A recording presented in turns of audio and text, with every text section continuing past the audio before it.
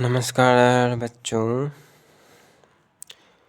आज हम लोग क्लास 8 का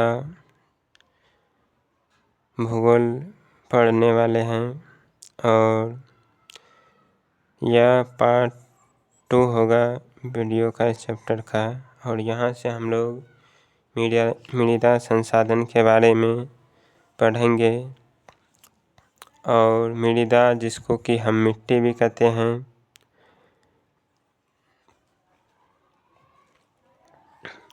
उसी के बारे में आज हम लोग पढ़ेंगे। तो चलिए शुरू करते हैं मृदा संसाधन। देखते हैं इसमें क्या क्या है। सबसे पहले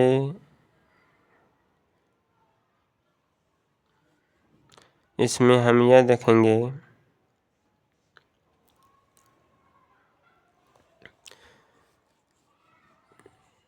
मृदा के बारे में जो है। तो सबसे पहले क्या जानेंगे कि ये मृदा जो है, इसी से हम लोगों को सभी चीज़ें की पूर्ति होती है। जैसे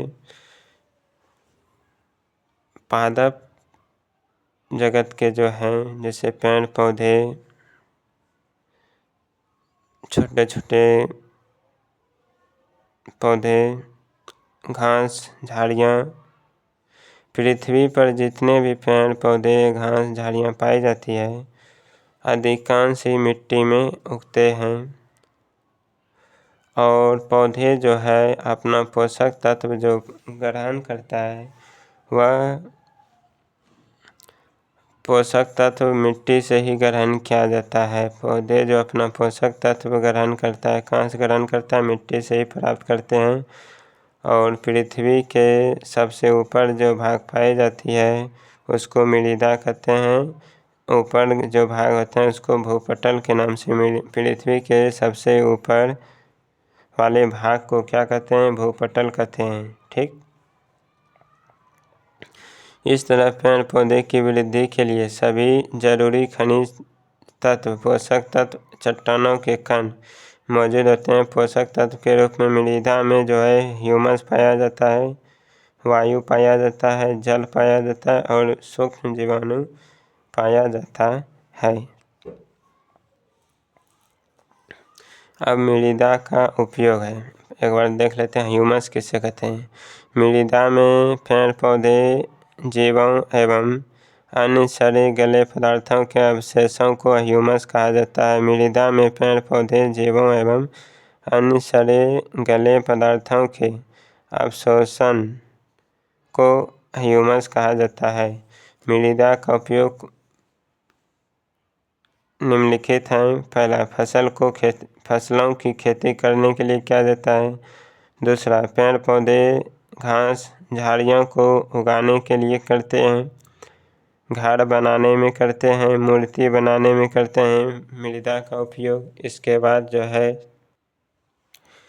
ईंट बनाने में, खिलौना बनाने में, गमला बनाने में, घड़ा सुराही बनाने में, खपड़ा इत्यादि बनाने में किया जाता है। इत्यादि बनाने में, और भी चीज़ मिट्टी से बनता है।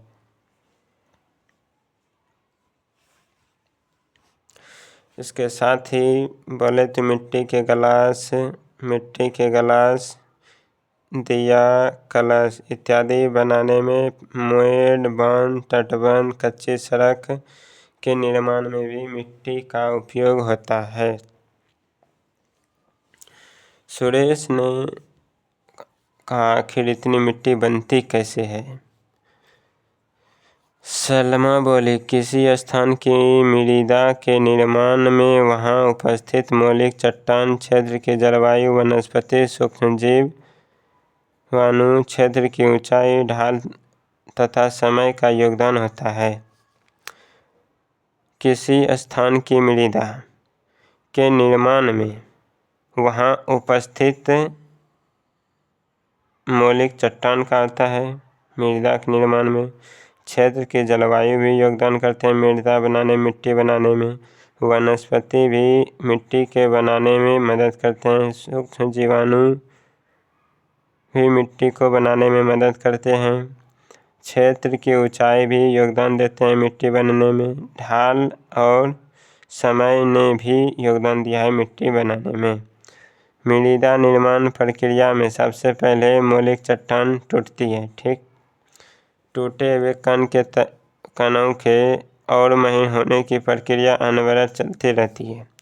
हजारों लाखों वर्षों बाद वह चट्टानी टुकड़ा भौतिक, रासायनिक, जैविक ऋतु क्षरण से महीन कणों में बदल जाता है, जो मृदा कहलाता है।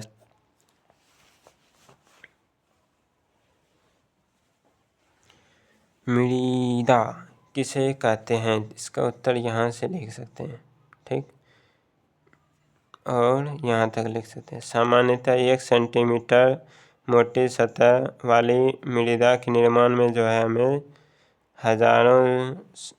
सैकड़ों हजारों वर्ष लग जाते हैं मृदा निर्माण में।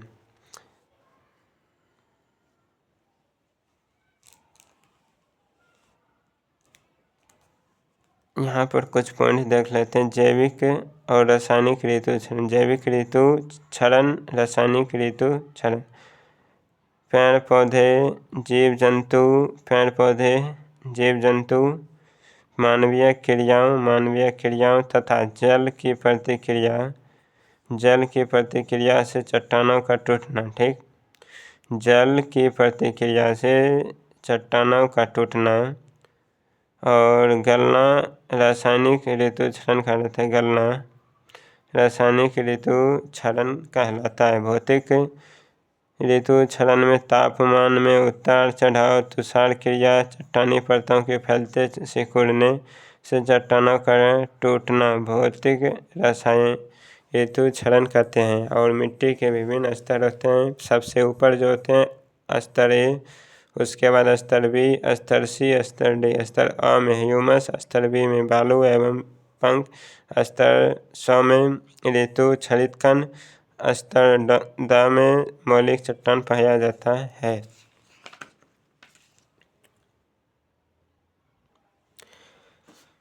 मृदा निर्माण की प्रक्रिया काफ़ी लंबी अवधि में पूरी होती है। इस दौरान मृदा के 3 स्तर होते हैं, जिन्हें ऊपर से नीचे की ओर क्रमशः स्तर ए, स्तर बी, स्तर सी कहा जाता है। ऊपरी स्तर अ में ह्यूमस की उपज अधिकता होती है।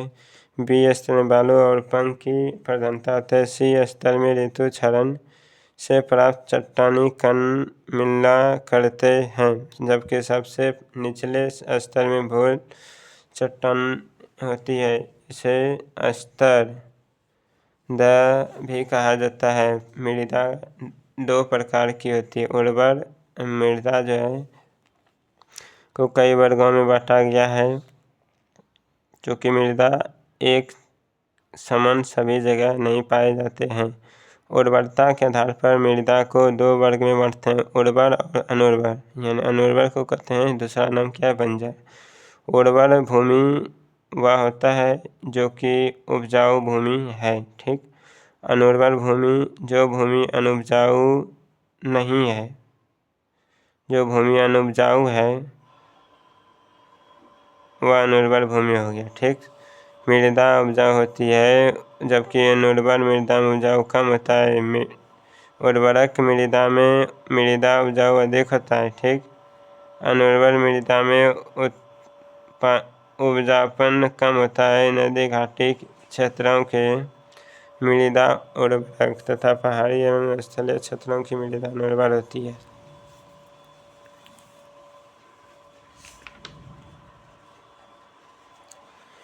गठन या संरचना के आधार पर मृदा को बलुई, चिकनी मृदा, दोमट मृदा में बांटा गया है। ठीक, बलुई मृदा में बालू और कले दोनों ही होता है। बलुई मृदा में क्या होता है, बालू और कले दोनों होता है। गठन या संरचना के आधार पर मृदा को बलुई मृदा में बांटा गया है, कि चिकनी मृदा में बांटा गया है, दोमट मृदा में बांटा गया है। ठीक, दोमट मृदा में बालू और कले का मिश्रण लगभग समान अनुपात में होता है। रंग के आधार पर मृदा को लाल मृदा, काली मृदा, भूरी मृदा, बादामी मृदा में बांटा गया है। ठीक, इसके बाद है जलोढ़ मृदा, काली मृदा, लाल मृदा, पीली मृदा, लेटेराइट मृदा, मरुस्थलीय मृदा, पर्वतीय मृदा। ये सब मृदा कहाँ पाया जाता है? भारत में पाया जाता है। चाहे जलोढ़ हो, काली हो, लाल हो, पीली हो, लेटेराइट हो और मृदा मरुस्थलीय मृदा, पर्वतीय मृदा पाई जाती है। जलोढ़ मृदा देश के सभी नदी घाटियों में पाई जाती है। ठीक है। उत्तर भारत का विशाल मैदान पूर्णतः मैदान पर जलोढ़ निक्षेप है। नवीन जलोढ़ को खादड़, नवीन जलोढ़ को खादड़ एवं पुराने जलोढ़ को भंगर कहा जाता है। पुराने जलोढ़ को भंगर कहा जाता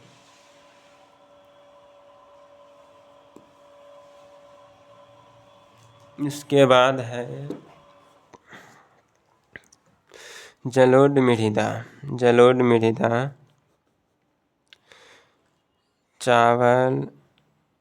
चावल, गेहूँ, मक्का, चावल, गेहूँ, मक्का, चावल, गेहूँ, मक्का, गन्ना, दलहन फसलें उत्पादन के लिए उपयुक्त है। काली मृदा एल्युमिनियम लोह अयस्क की उपस्थिति के कारण काली होती है। ठीक, यह मृदा कपास की खेती के लिए सर्वाधिक अच्छा माना जाता है। महाराष्ट्र, गुजरात, कर्नाटक, आंध्र प्रदेश तथा तमिलनाडु राज्यों में यह मृदा अधिक पाई जाती है। लाल एवं पीली मृदा प्रायद्वीपीय पठार के पूर्वी एवं दक्षिणी हिस्सों में पाई जाती है।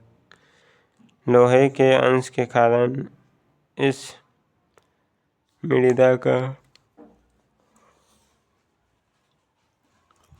रंग लाल होता है। जल में मिलने के बाद यह मृदा पीली रंग की हो जाती है। बाजरा, मक्का, मूंगफली, तंबाकू फलों के उत्पादन के लिए उपयुक्त यह मृदा उड़ीसा, झारखंड एवं मेघालय में पाया जाता है। मरुस्थलीय मृदा हल्के भूरे रंग की होती है, जो राजस्थान, सौराष्ट्र, कच्छ, पश्चिमी चंपा, हरियाणा और दक्षिणी पंजाब में भी पाई जाती है। पर्वतीय मृदा पर्वतीय क्षेत्रों में पाई जाती है। पर्वतीय मृदा पर्वतीय क्षेत्रों में पाई जाती है। मृदा संरक्षण एवं अपर्दन।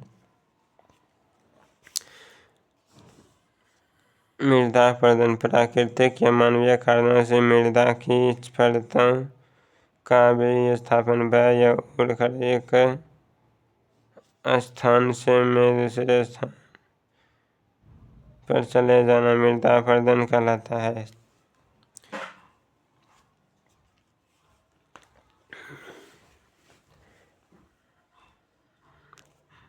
मिट्टी के निर्माण में हजारों लाखों वर्ष लगते हैं, लेकिन नदियों का पानी अपने साथ काफ़ी मात्रा में मिट्टी बहाकर ले जाती है। इस तरह से धीरे धीरे मुद्राकट के पास जमा हो जाती है। पेड़ पौधे, झाड़ियाँ एवं घासों की जड़ें मृदा को छोड़कर रखती है। जिस मृदा का अपर्दन नहीं होता है, लेकिन पेड़ पौधे आदि के जड़ सहित कटने से वहाँ की मृदा ढीली पड़ जाती है, जिससे आसानी से अपर्दन हो जाता है। मृदा अपर्दन की दर को प्रभावित करने वाले जलवायु, वनस्पति विस्तार, स्थल रूप, भूमि का ढाल एवं मानवीय क्रियाएं। जो सुरेश ने कहा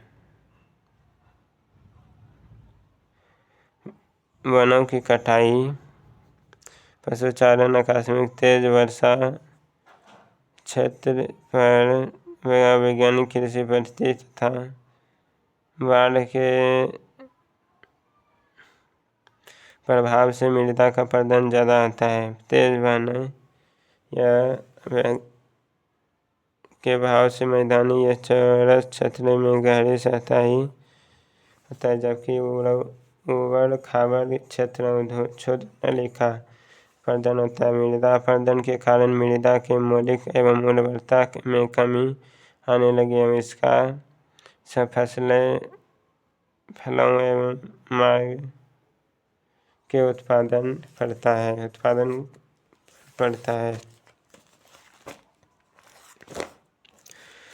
अब मृदा को सुरक्षित कैसे रखते हैं? पर्वतीय क्षेत्रों में समोच्च लक्ष्य खेती करके पर्वतीय ढलानों पर वृक्षारोपण करना चाहिए। बंजर भूमि पर घास लगाना चाहिए।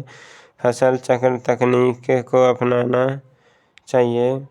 जैविक खाद का प्रयोग करना चाहिए।